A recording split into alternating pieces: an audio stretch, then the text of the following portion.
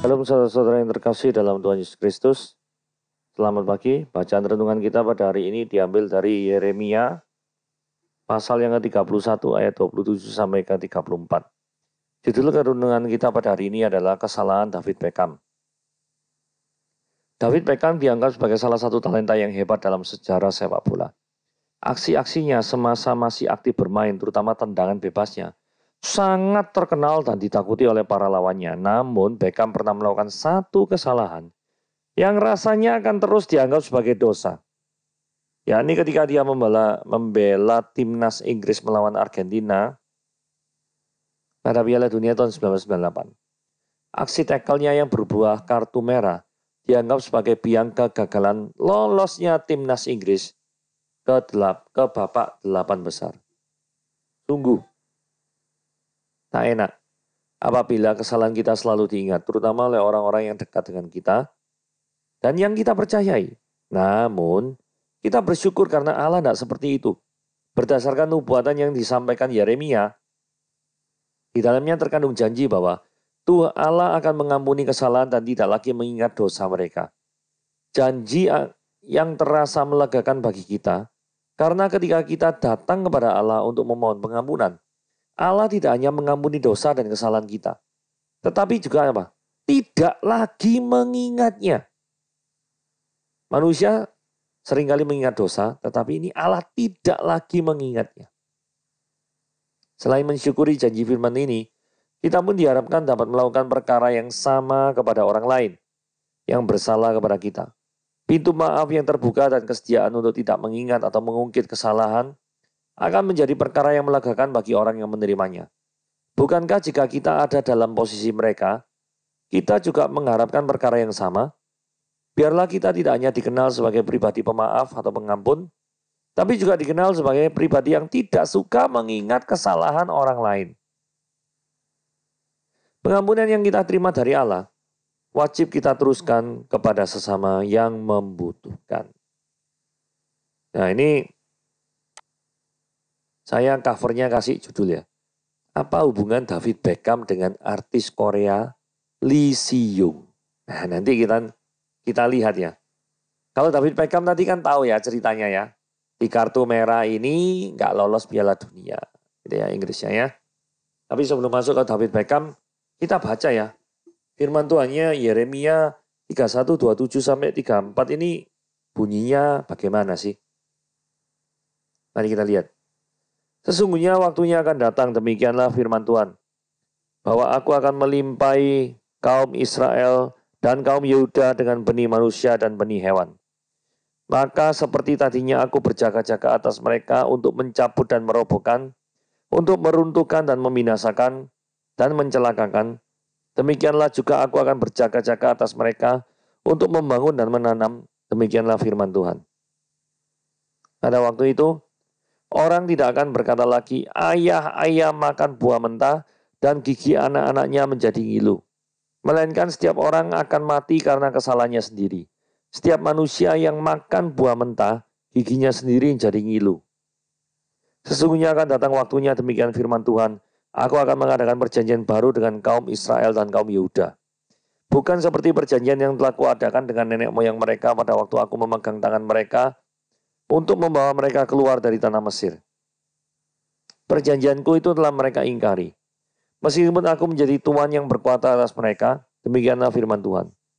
Tetapi beginilah perjanjian yang kuadakan dengan kaum Israel sesudah itu. Demikianlah firman Tuhan. Aku akan menaruh Tauratku ke dalam batin mereka dan menuliskannya ke dalam hati mereka. Maka aku akan menjadi Allah mereka dan mereka akan menjadi umatku. Dan tidak usah lagi orang mengajar sesamanya atau mengajar saudaranya dengan mengatakan, kenallah Tuhan.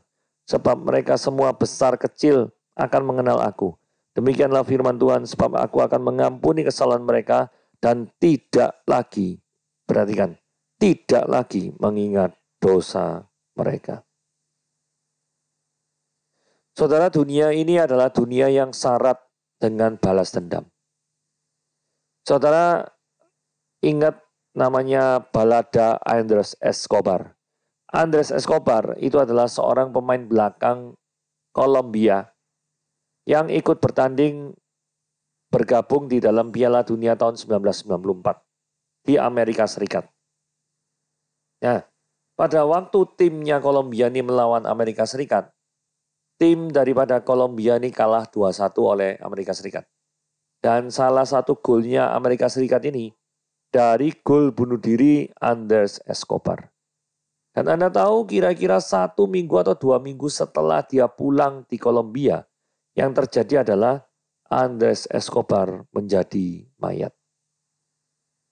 Artinya dia ditembak mati oleh orang tidak dikenal. Hanya karena apa? Dia melakukan gol bunuh diri di Piala Dunia tahun 94 yang menyebabkan Kolombia tidak lolos ke babak berikutnya. Saudara, dunia ini tidak penuh dengan kebencian. Tidak penuh dengan pengampunan. Hal yang berikutnya. Ini adalah artis Lee Seung. Judul filmnya itu No Mercy. Kalau judul Koreanya itu adalah Only Older Sister atau kakak perempuan. Harusnya judulnya itu Only. Gitu ya. Nah ini kenapa kok wanita ini pakai baju merah kemudian bawa hammer besar gitu ya.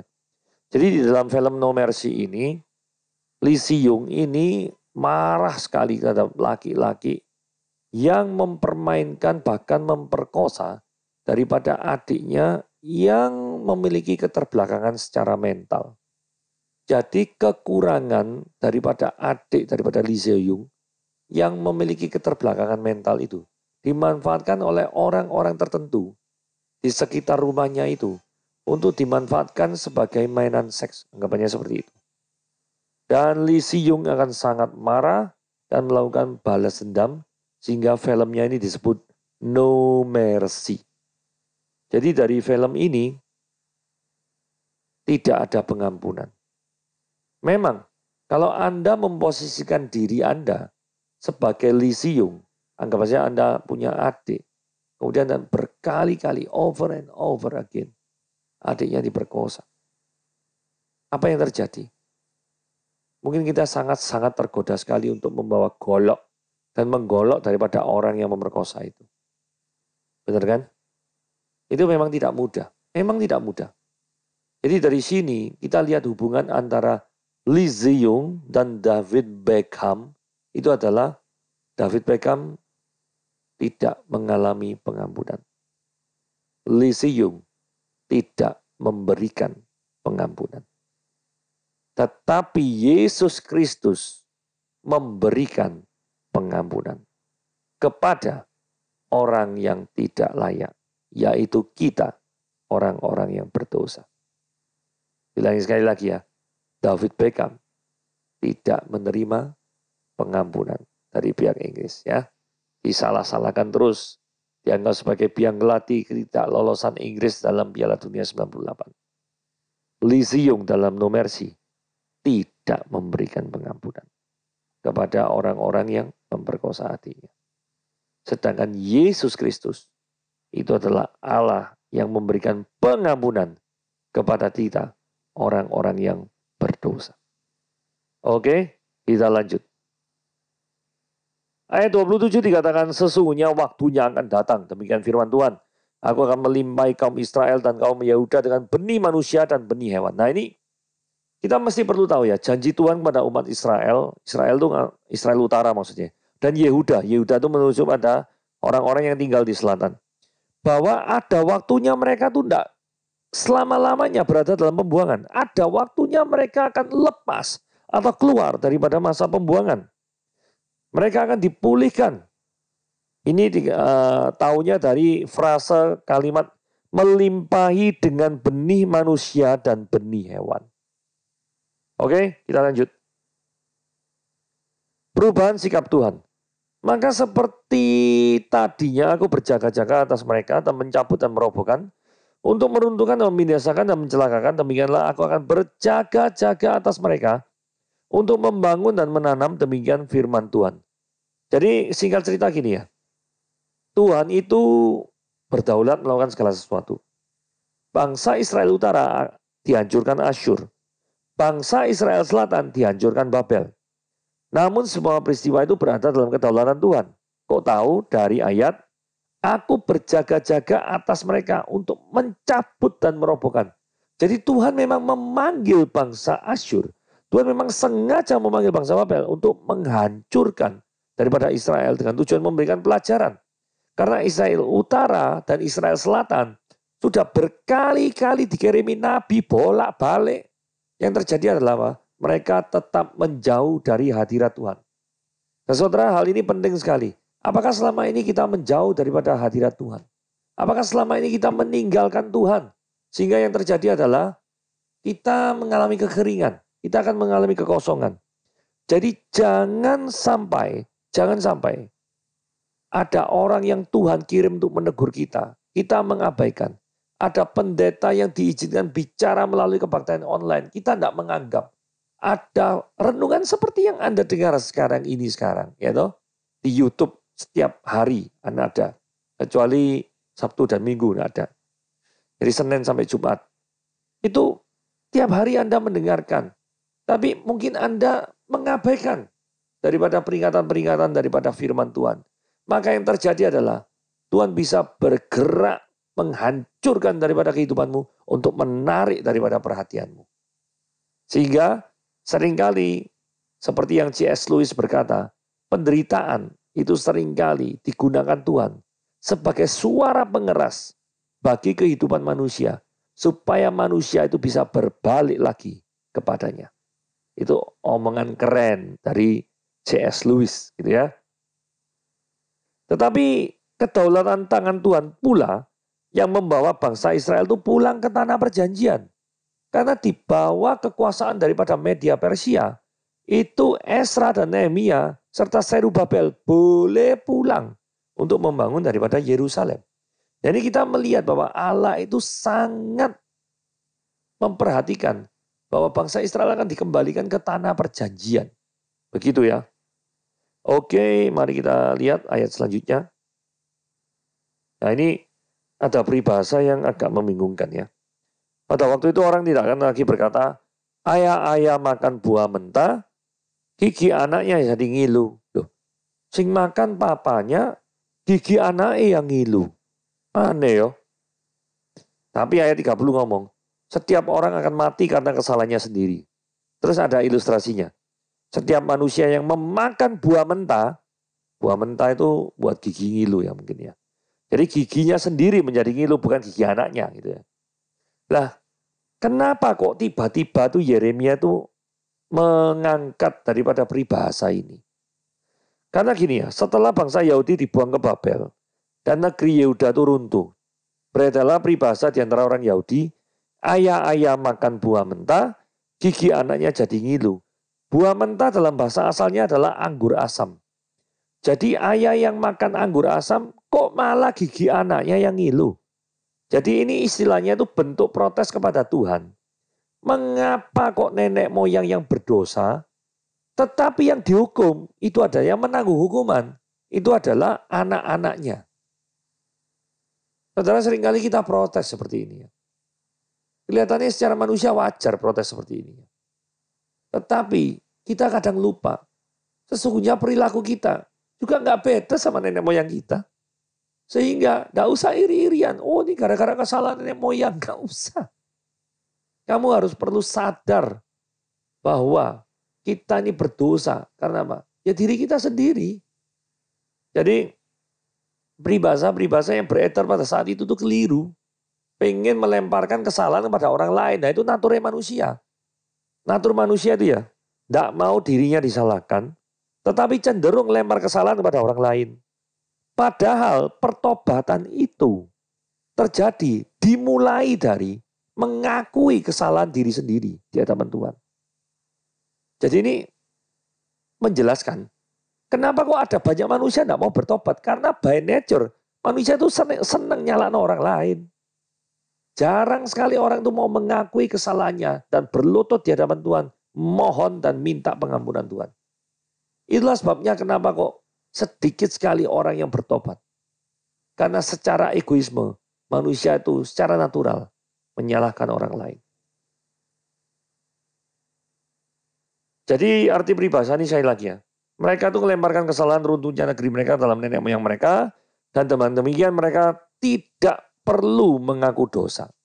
Tidak perlu bertobat. Mereka tuh menghibur diri dengan cara seperti ini. Sesungguhnya mereka semua sadar. Mereka ikut bertanggung jawab atas runtuhnya negeri mereka. Karena mereka semua menyembah berhala. Seperti saya katakan tadi ya. Israel dan utara jatuh dalam dosa penyembahan berhala. Jadi runtuhnya negeri oleh bangsa asing. Maksudnya bangsa asing itu yang menggerogoti Israel. Sudah dinubuatkan dan memang sudah dapat diduga. Tinggal tunggu waktu saja. Nah ini ada perjanjian baru. Sesungguhnya akan datang waktunya, demikian firman Tuhan, aku akan mengadakan perjanjian baru dengan kaum Israel dan kaum Yehuda. Ini adalah kalimat pengharapan untuk kaum Israel dan kaum Yehuda. Jadi Tuhan sayang kedua-duanya. Baik engkau tinggal di Israel utara maupun selatan, akan ada perjanjian baru. New covenant. Perjanjian baru seperti apa sih yang dimaksud oleh Yeremia itu? Kita lihat jawabannya ya. Bukan seperti perjanjian yang telah kuadakan dengan nenek moyang mereka pada waktu aku memegang tangan mereka untuk membawa mereka keluar dari tanah Mesir. Perjanjian itu telah mereka ingkari. Jadi perjanjian melakukan hukum Taurat, perjanjian melakukan ketetapan-ketetapan Tuhan, itu sudah mereka melanggar semuanya. Meskipun aku menjadi Tuhan dan berkuasa atas mereka, demikian firman Tuhan.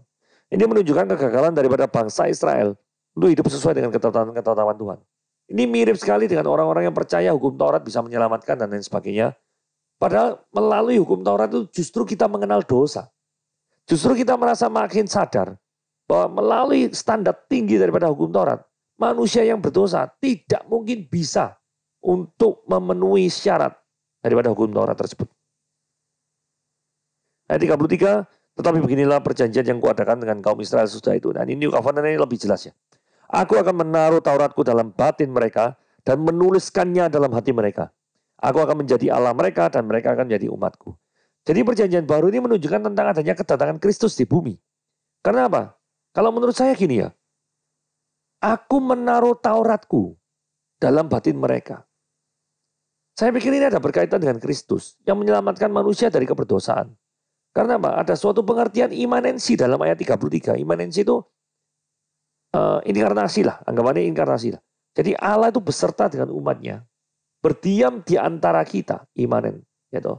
Dan ia incarnate, menjadi daging di dalam Yohanes 1 ayat 14. Jadi kedatangan Kristus dalam dunia itu adalah cara yang Tuhan gunakan dan ini berbeda dengan cara yang Tuhan gunakan sebelumnya, yaitu berbicara melalui para nabi. Dan sekarang Tuhan berbicara melalui anaknya sendiri, yaitu Yesus Kristus. Dan kalau yang pertama perjanjian keselamatannya melalui hukum Taurat, perjanjian yang kedua, perjanjian yang baru ini hanya karena iman saja. Justification only by faith alone. Nah sebagai ilustrasi gini ya. Apakah maling kalau ketemu pagar itu bertobat? Ngerti maksud saya ya? Kadang-kadang kalau maling ketemu pagar, langsung mikir, ya apa ya caranya supaya aku tetap bisa membuat pagar, membuat pagar? Membuat diri saya itu dapat melampaui pagar itu. Jadi semakin tinggi pagarnya, semakin dia bersikeras untuk memikirkan melompati pagar itu dan tetap mau mencuri. Nah, pagar ini yang saya katakan adalah hukum Taurat.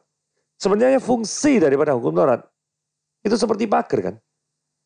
Yaitu, batasmu itu di sini. Tidak boleh melewati batas ini. Lewat daripada batas ini, Tuhan tidak senang. Itu melanggar firman. Fungsi hukum Taurat kayak pagar. Tetapi apakah dengan adanya larangan itu, maka manusia bisa selamat? Tidak. Karena manusia akan lebih memikirkan lagi untuk melewati daripada larangan itu. Sehingga yang terjadi adalah yang perlu diubah itu adalah apa? Ya kondisi hati manusia itu loh. Itu yang perlu dirubah.